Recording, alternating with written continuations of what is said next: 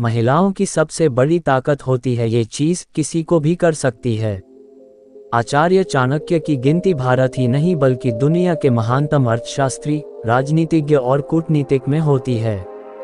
महात्मा चाणक्य ने एक श्लोक के जरिए स्त्री का विश्लेषण किया है। इस श्लोक से स्त्री की सबसे बड़ी शक्ति क्या होती इसका पता चलता है।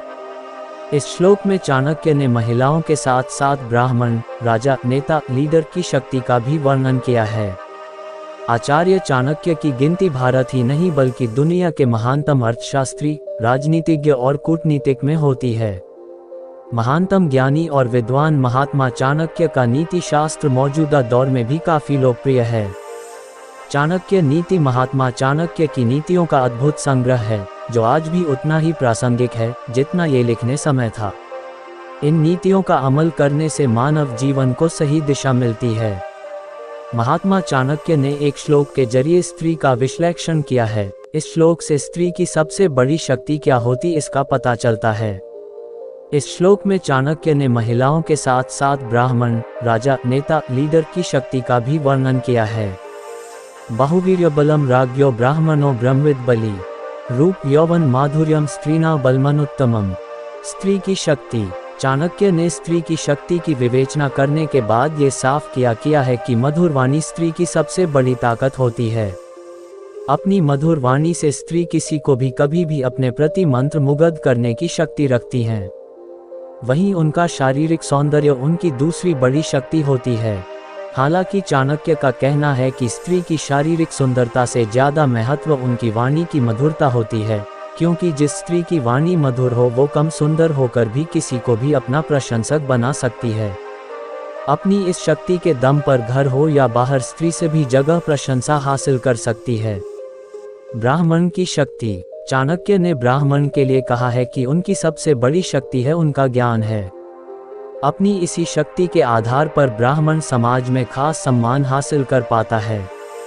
अपने ज्ञान से ब्राह्मण किसी भी व्यक्ति की शक्ति के द्विगुणित कर सकता है।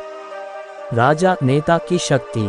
चाणक्य नीति के अनुसार किसी राजा का सबसे ज्यादा समय तक सत्ता पर काबिज रहना उसके बाहुबल अथवा उसके शक्तिशाली सैन्य शक्ति पर निर्भर करता है, क्योंकि राजा अथवा नेता अगर कमजोर है तो वह शासन को कभी भी सही तरीके से नहीं चला सकता है।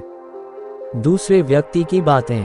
आचार्य चाणक्य ने कहा है कि जो व्यक्ति आप पर भरोसा करके कोई बात या राज बता रहा है तो उन बातों को अन्य किसी व्यक्ति से नहीं बतानी चाहिए। ऐसा करने से उस व्यक्ति का भरोसा आपसे उठ जाएगा। वह भविष्य में फिर कभी आपसे कोई भी बात नहीं शेयर करेगा। भविष्य की योजनाएं। चाणक्य नीति के मुताबिक इंसान को भविष्य की योजनाओं को किसी अन्य व्यक्ति से शेयर नहीं करनी चाहिए। योजना को सिर्फ अपने परिवार और घनिष्ठ लोगों से शेयर करनी चाहिए, क्योंकि कुछ लोग होते हैं जिन्हें दूसरों की सफलता रास नहीं आती है। ऐसे लोग रास्ते में अड़ंगा पैदा करने का काम कर सकते हैं। अपनी कमजोरी किसी ने बताएं। आचार्य चाणक्य बताए हैं कि इंसान को अपनी कमजोरी किसी अन्य व्यक्ति को नहीं बतानी चाहिए। अगर आप ऐसा करते हैं तो यह आपके लिए खतरनाक साबित हो सकता है।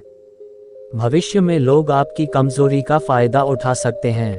अपनी आय के बारे में न करें जिक्र। इंसान को अपनी आय के बारे में किसी अन्य व्यक्ति से जिक्र नहीं करनी चाहिए।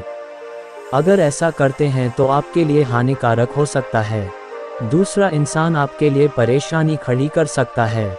दोस्तों, मुझे उम्मीद है कि आपको यह वीडियो पसंद आया होगा। आपको यह वीडियो कैसा लगा हमें कमेंट करके जरूर बताएं। यदि आपको यह वीडियो अच्छा लगा है तो इसे अपने साथियों के साथ जरूर शेयर करें। वीडियो देखने के लिए आप सभी का बहुत बहुत धन्यवाद।